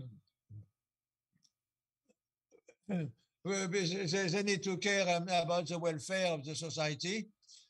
Responsible business leader, yes. I have great confidence in this capacity to decarbonize the world, to implement a strategy which can benefit all stakeholders, not only the shareholders. Religious leader, yes, they can play a role. They can inspire the community, whether they are Muslim, whether they are Christian. The media also, the newspapers, the television can play a role. The unions, when there is unions, the intellectuals, because the intellectuals help to make sense of society and they can influence decision. And then the non-government NGOs, they can blow the whistle. They can be for you some allied partner, or sometimes they can be very hostile. So, but they have an influence, whether a good or a bad influence. So we need to move from competition to cooperation, to give more importance to the community, and to give more importance to long-term. Long-term should be more important than short-term, communities and individual and cooperation. So that's just a paradigm shift. So we need to move for a system on the left where we have the shareholder and the board, and the leader is trying to translate the objective of the shareholder and board to the organization. And we are moving to the stakeholder with the many stakeholders, the consumers, the employees, and so forth. So if that was, we need to create a sense of belonging because we belong to this community, this humanity. But at the same time, we should privilege the we over the I, the other as compared to myself. And that would create a new role for the leader who will be a servant to the other. And he will create, he will develop the purpose, the critical element of the purpose. What is the purpose of my organization? What is the vision that I propose? So we have different models. We can choose the Chinese model, but it's too early. The Chinese model, of course, they have achieved great results economically. They have been able to grow over the last 40 years faster than anyone else. But we don't know where is that going. It's too early to say. The Western society, well, we see that there are many problems. They have abuse of nature. They have been addicted to growth. And there are other models, some socialism, some Confucian society, Russia, Singapore, which is often given as a model, but it's on a small scale, but they have achieved. Japan is another model. So there are many models. Sorry. So we need to find leaders who can exemplify this and put it into practice, taking risk and move towards this alternative model, which I am suggesting. And I think education, again, is a privileged role to induce. And that's why INSEAD is so important. And I think it should start very early, maybe not at INSEAD, but education should start very early and continue until the retirement. And so critical role of INSEAD. So to conclude, the business school, I will skip that. I will leave you, I'm trying to suggest what the business school should do. But I think there are 5 dimensions which are critical. We need to increase awareness of the situation, as I have tried to do today, saying the world is going to a great disarray if we don't take charge for the sustainability. We need a vision, the long-term vision. We need imagination. We need responsibility, and we need action. And we need action. And I think that if we are able to develop those 5 dimensions, awareness to see clearly the dysfunction of the current model, to really be aware of what is visible and what is less visible. What are the consequences? So we need to broaden and sharpen our awareness, to see more and to see more accurately, to see the interconnection.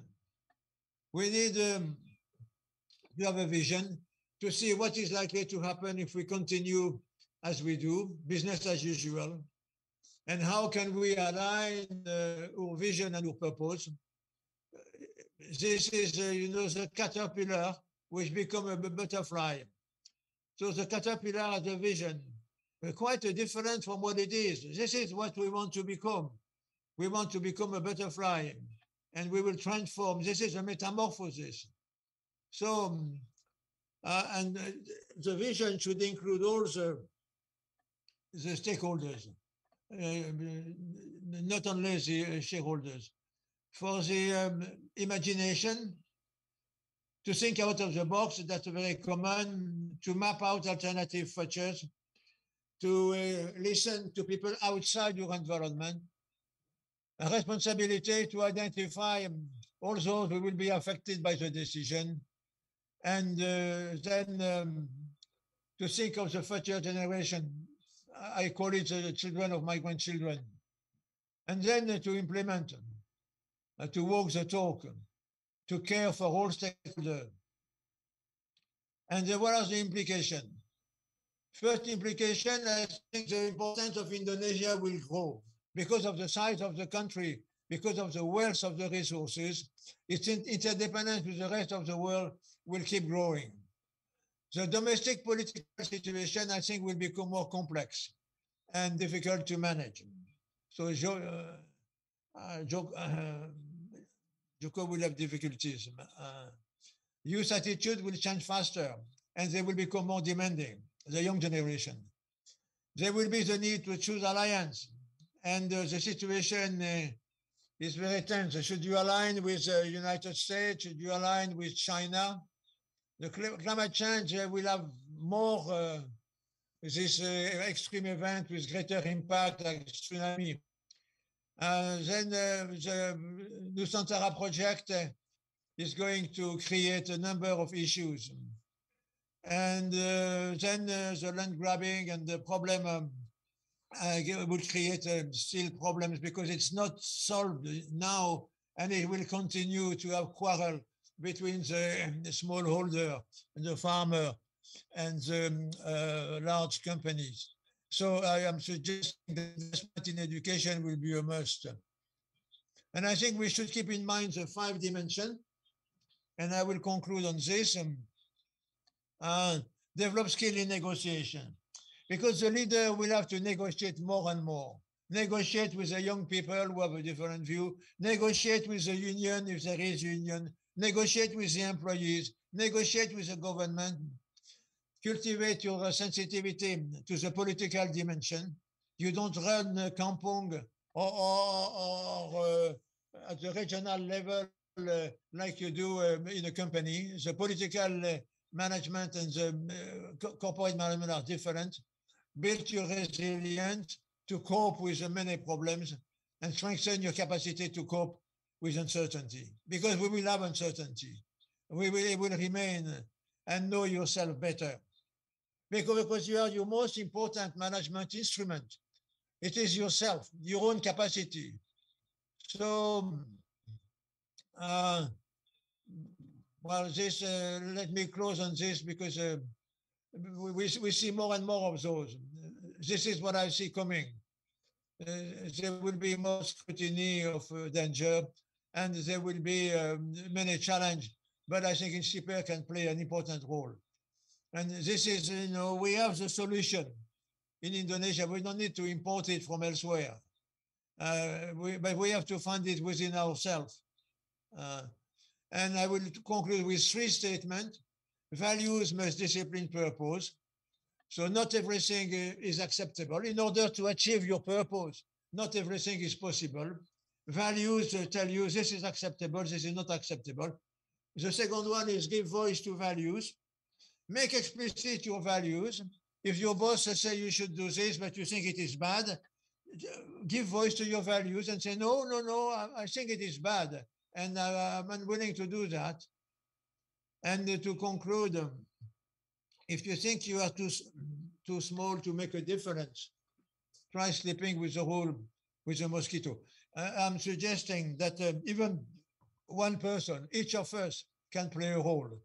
And that's what leadership can make possible. Thank you very much for what I've been a bit too long, but I hope, and I will send you all my slides so you can look at them leisurely and come back to some point that you have found it, if you have found them interesting.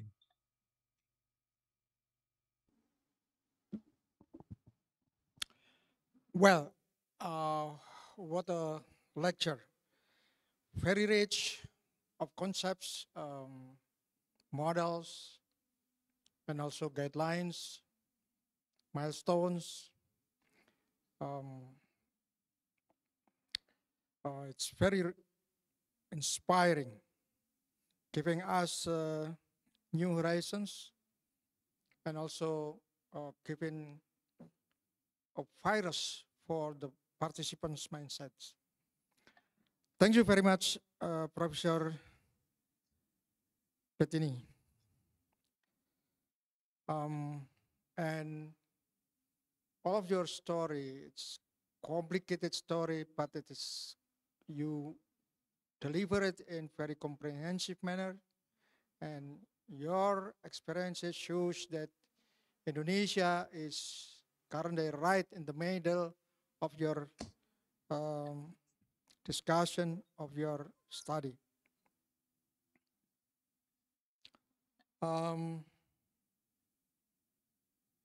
Thank you very much again. Now we are entering the discussions, and I learned that your material is quite heavy for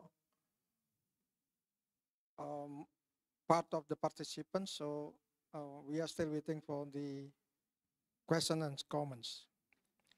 But while waiting for the participants' comments, may I start with some of my readings, my observations, my lessons, my learning from your presentation, Professor Bettignies. And I have some points. The first one is paradigm shift as the first and starting requirement.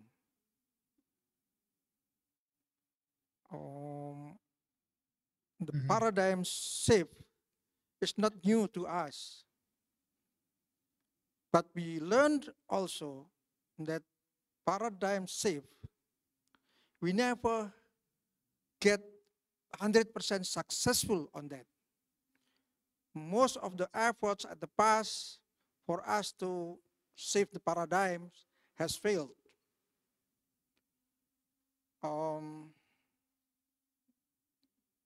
And I agree that we need to start with that, even it is becoming more significant right now to do so. However, can you tell us how to avoid another failures in the efforts of shifting paradigm? That's my first question.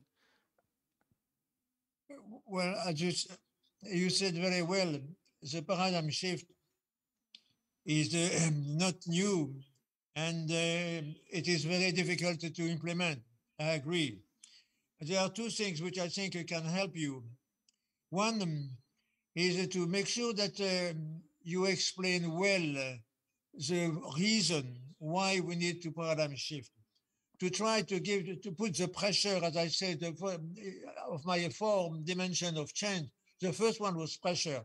To say if we don't change the paradigm, we are going to a catastrophe. So to make it clear that the pressure is there, and as you saw the latest report of the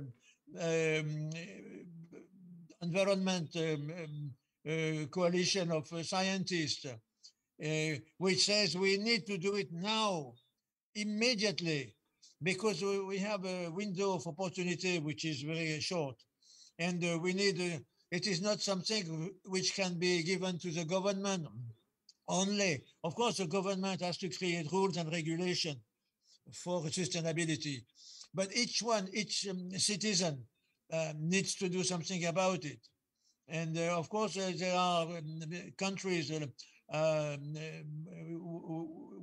which have more resources, and of course they have to do more, like in Europe, for instance, because they consume more and they pollute more, and therefore they need to. And the second is to demonstrate the role of the leader. The leader, if people trust you, if we have developed trust in the leader, if the leader say, well, you know, we need to shift the paradigm. The one we had so far has brought good result, but it is obsolete now. If everyone continue to grow, we go to the catastrophe. The dominant paradigm was maybe good for a number of years, but now we need imperatively to change.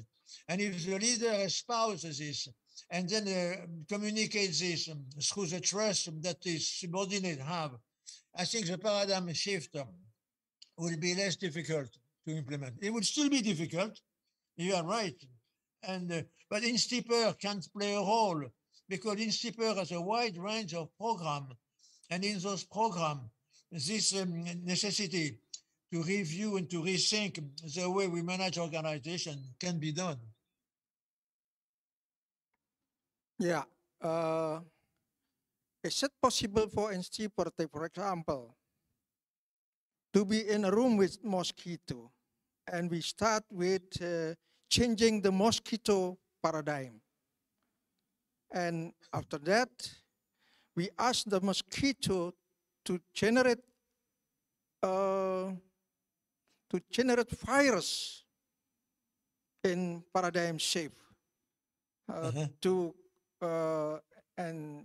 spread the virus to other people, such as mosquito spread the dengue fever that affect a lot of people. Do you think that INSEAD can do that? You mean to have the mosquito to promote the new paradigms?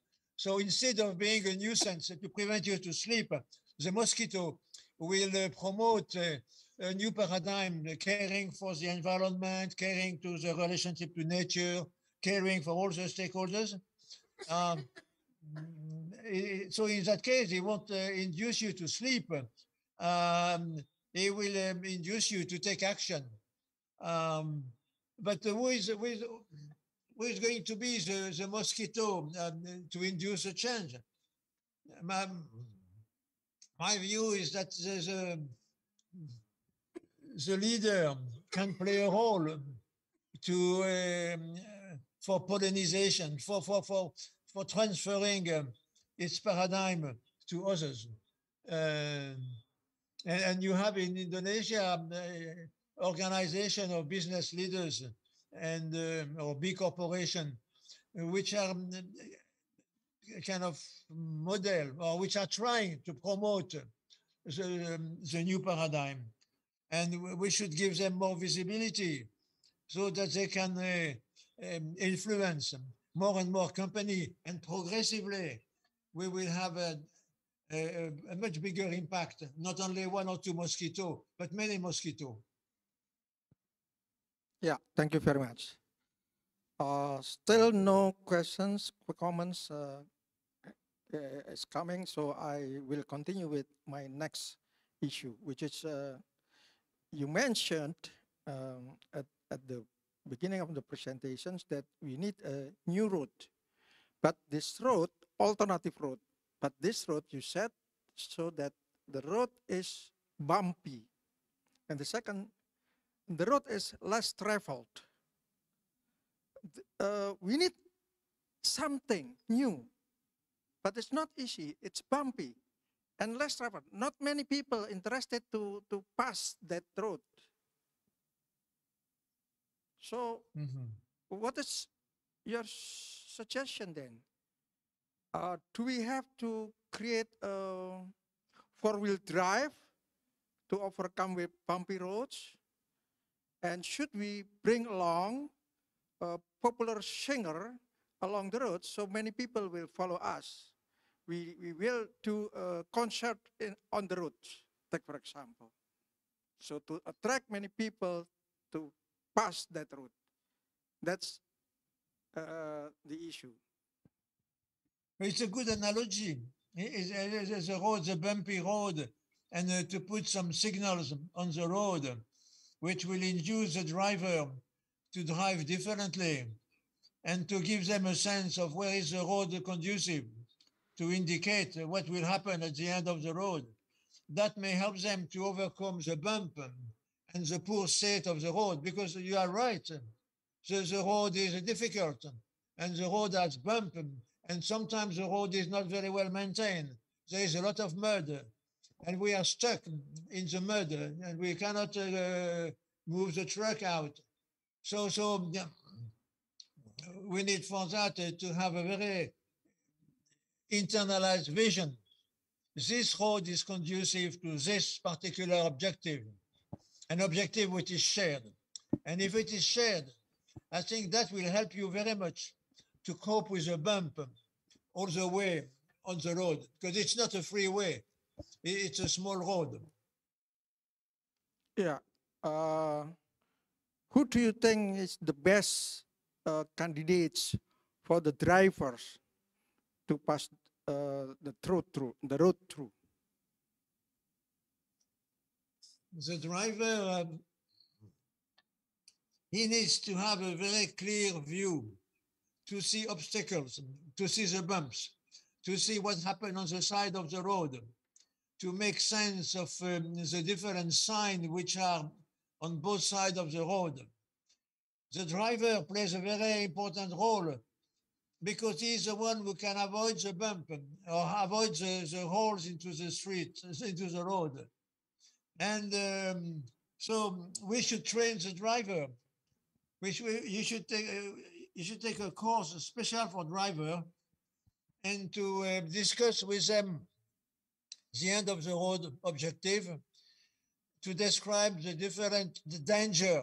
There could be a tiger crossing the road, or there could be an elephant crossing the road, or there could be a flooding suddenly, or there could be a village, villagers who are angry against some large landowner or a forestry company.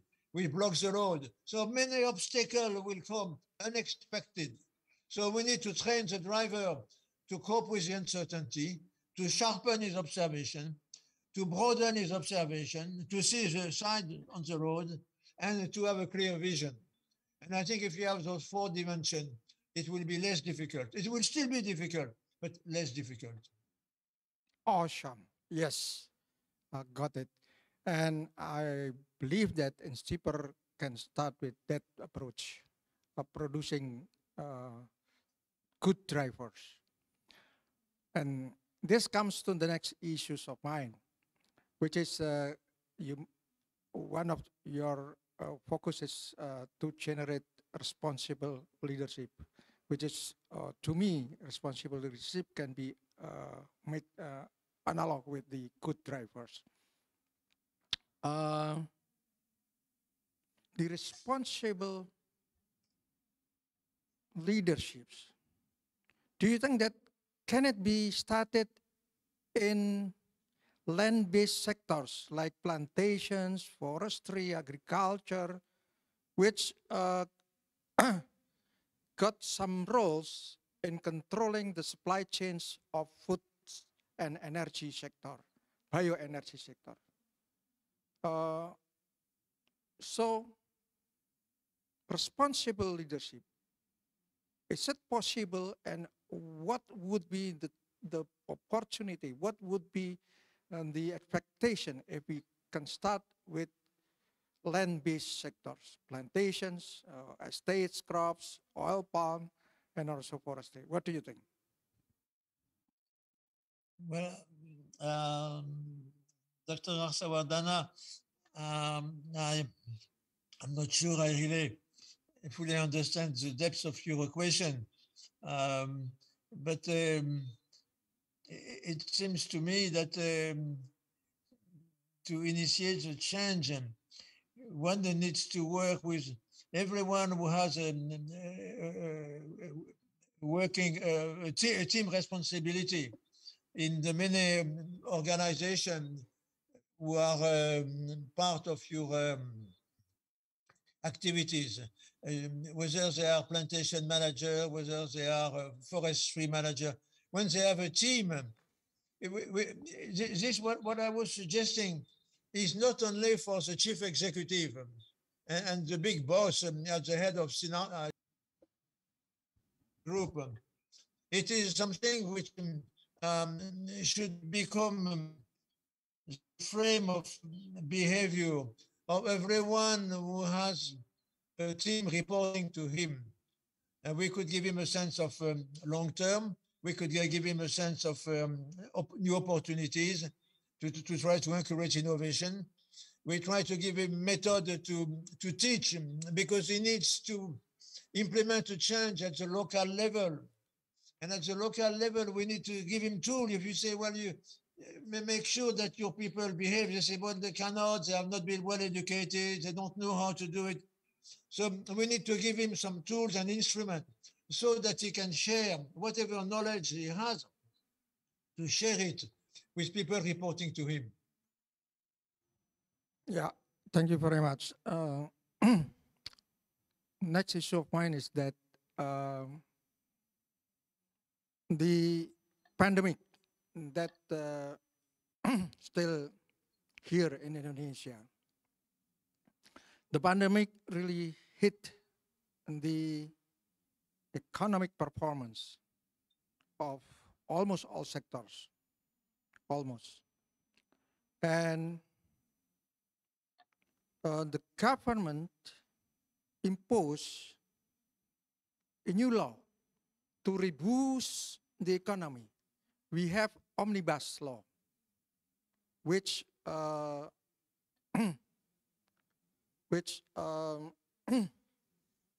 supersede many other laws. I see here that omnibus law is like that you mentioned about establishing or building a very fast train without a good driver. Omnibus law give almost unlimited opportunities for anybody to enter the economy, infrastructure of Indonesia, to enter any corner of businesses in Indonesia. And in Indonesia, this means that our natural resources will be the first victim to be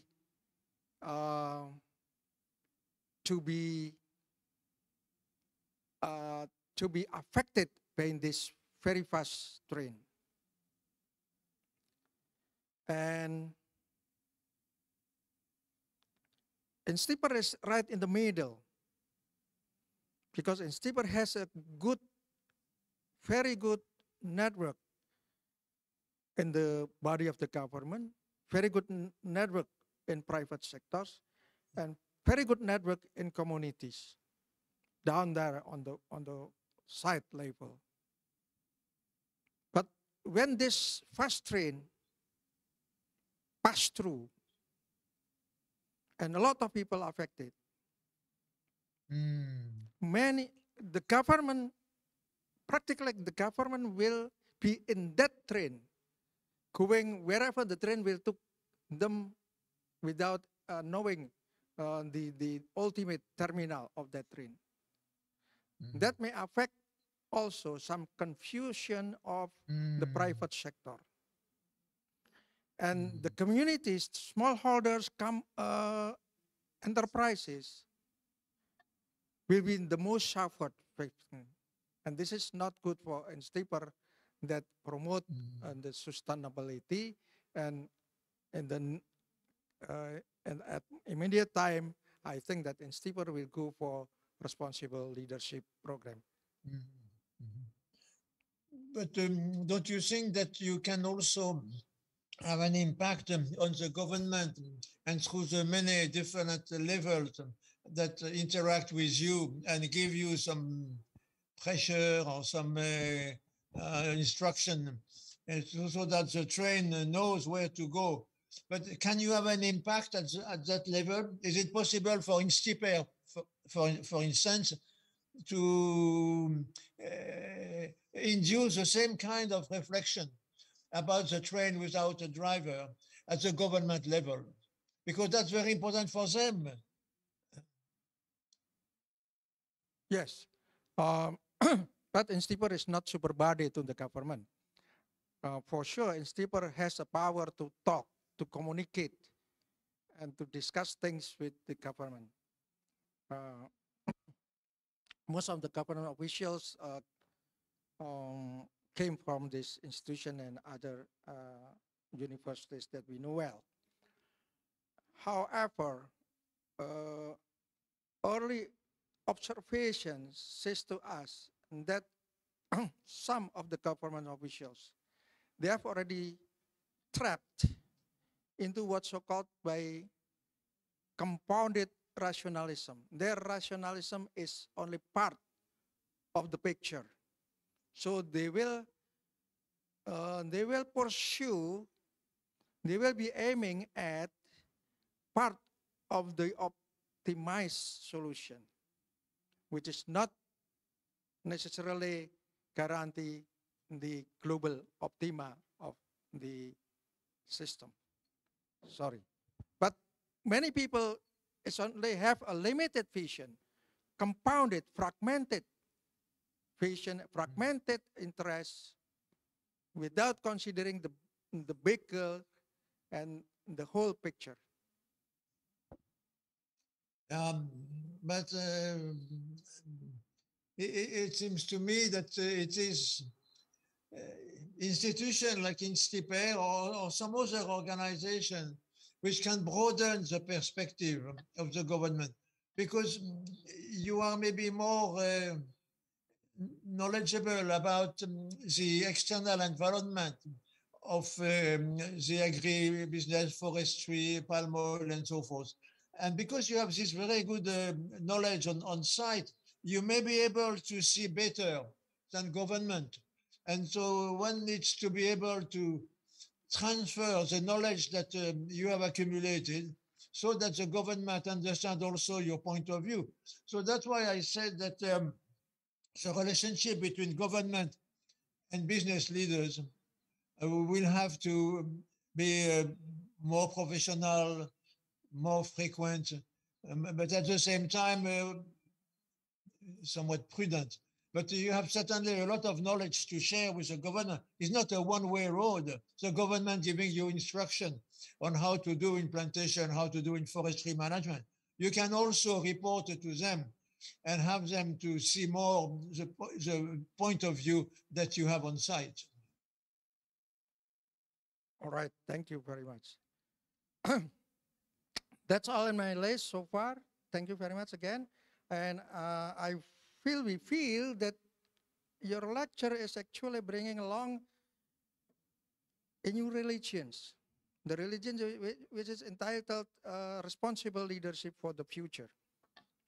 And thank you for delivering to us one semester lectures into 1 hour single lecture. It's very heavy for us, most of us, but it's very meaningful. It's compact and comprehensive. This is the first time ever that I've seen such lecture like this. Well prepared, well done. Thank you very much, Professor Bettignies. Well, thank you, Dr. Arsabadana, for inviting me. And thank you also to Mr. Soja Katatasmita for having initiated this encounter or this presentation today. I hope it has been useful. I will send you the slides, and then you can share them with everyone interested. And that may be a better use of this session, because I spoke maybe a bit too fast, and it may be difficult for some to understand. But I will send you all my slides. Thank you very much. Well, ladies and gentlemen, we are already experiencing, observing the fruitful, productive, and rich issue lecture. Again, thank you as a moderator. I thank you to Bapak Rektor Harsa, Bapak Sujati, and most outstandingly, Professor Henri-Claude de Bettignies. Thank you so much. Team will be distributing materials of the lecture soon. Please contact them to ensure that the materials are delivered and reach your desk. May I express then my sincere gratitude to all participants for being active listening and positively enrich the discussions. To all members of the organizing teams, Ms. Betty and colleagues, I thank you very much. Lastly, I thank to INSEAD Yogyakarta. It is an absolute pleasure for me to be moderating this very interesting lecture and challenging discussions. With that, I conclude the lecture and I give back the forum to Monica. Thank you Bapak Agus. Distinguished guests, participants, ladies and gentlemen, we have had productive and inspiring time together. And this event about to come to the very end. I hope you found the materials on this general lecture are informative and helpful. Once again, we would like to express our gratitude to all the keynote speakers for sharing such an insightful lecture. Not forgotten to the participants here in the auditorium building and also online participants, we would like to convey our utmost gratitude for your participations and support. Finally, I would like to say, have a wonderful day, everyone. Thank you and see you when I see you. I am Santa Monica. Good morning, good afternoon, good evening for us all. Goodbye. Thank you.